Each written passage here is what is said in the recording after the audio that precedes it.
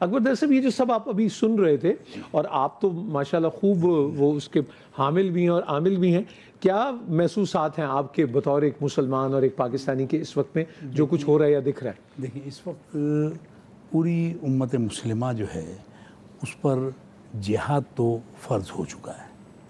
اب یہ علیحدہ بات ہے کہ ہمارے لیے جانے کے راستے کون سے ہیں، کیا کیا جو ہے پابندیاں ہیں، یہ سب اپنی جگہ پر ہے، لیکن حضور نے ایک بات ارشاد فرمائی تھی کہ اگر تم کوئی برائی دیکھو تو اس کے لیے اپنے ہاتھ سے جو ہے اس کو روکنے کی کوشش کرو۔ ٹھیک، اگر یہ نہیں کر سکتے تو اپنی زبان سے اس کو جو ہے روکو، اور اگر یہ بھی نہیں کر سکتے تو کم از کم دل میں برا جانا، اور جو ایمان کے سب سے کمزور حالت ہے، اس وقت ہم اس سے ہی اس سے بھی گئے گزرے۔ تھوڑا سا آپ اضافہ کر دیں گے، وہ جو آپ سینسیٹیوٹی کی بات آپ کر رہے تھے کہ میں تو نور بھائی جنرل بات کر رہا تھا کہ ہم لوگ بڑے عجیب سے لوگ ہیں۔ مجھے یاد ہے خالی ہم ہی عجیب ہیں یا اور بھی دنیا میں ہم زیادہ عجیب ہیں؟ آپ اپنے لوگوں کے قریب رہتے ہیں اس لیے آپ کو وہ زیادہ قریب سے دکھتے ہیں، ہم زیادہ عجیب بھی لگتے ہیں۔ ٹھیک ہے، میں عمرے پہ جب بھی گیا ہوں دیکھا ہے تو وہاں اکثر لوگ آئے ہوئے ہوتے ہیں، تو وہ بتاتے ہیں ہم فلسطین کے، تو وہاں لوگ دھتکار رہے ہوتے ہیں باقاعدہ۔ تو آپ کا مطلب ان کے صرف فلسطینی ہونے کی وجہ سے دھتکارتے ہیں کیونکہ پروفیشنل بھی بہت سارے ہوتے ہیں؟ نہیں، وجہ کوئی بھی ہو، وجہ کوئی بھی ہو، مطلب شناخت نامہ تو نہیں ہوتا ان کا؟ ویسے نہیں ہوتا ہے، اچھا ہوتا ہے، ان کی گاڑی، ان کی چیزیں، وہ سب۔ مگر مسئلہ یہ ہے کہ آج ہمیں درد تو مجھے بھی ہے، کس کو نہیں ہے؟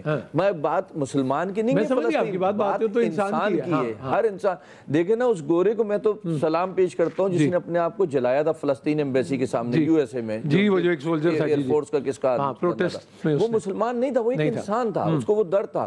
مقصد یہ ہے کہ ہمیں یہ بتایا جائے بھائی میں تیار ہوں، جہاد کہتے ہیں، جہاد کا نام دیتے ہیں، جہاد کو تیار ہوں، قتل و غارت کو کہتے ہیں۔ نہیں بھی تو اکبر در صاحب بھی کہہ رہے ہیں، آپ زیادہ بھی نہ اس پہ ہوئیے گا۔ مقصد یہ ہے کہ ہمیں جو تکلیف ہو رہی ہے اور یہ مزید بار بار سن کر کے کہ فلسطین فلسطین فلسطین، اب ہم کریں کیا؟ یہ کوئی آپ کو مطلب کوئی حکومتی سطح پہ بھی کوئی کانفیڈنس ملے، کوئی بات ہو، جیسے کوئی خطاب ہوتے ہیں؟ جی کاشف بھائی، واسف کہا کرتے تھے کہ میں یہ دعا نہیں کرتا کہ دشمن مر جائے، میں یہ دعا کرتا ہوں دوست زندہ ہو جائے، دوست زندہ ہو جائے۔ سبحان اللہ، میں یہ دعا نہیں کرتا کہ دشمن مر جائے، میں دعا کرتا ہوں کہ دوست زندہ ہو جائے۔ ٹھیک ہے، یہ کبھی تو کوئی ایسی چیز آئے گی کامن کہ جہاں پہ سب اکٹھے ہوں۔ اللہ اکبر۔ مولانا روم نے کہانی سنائی تھی نا کہ ایک تالاب کے کنارے میں نے دیکھا کہ ایک ہنس اور کوا کٹھے بیٹھے ہیں، تو میں کہا دو الگ الگ جنسیں اکٹھی کیسے ہیں؟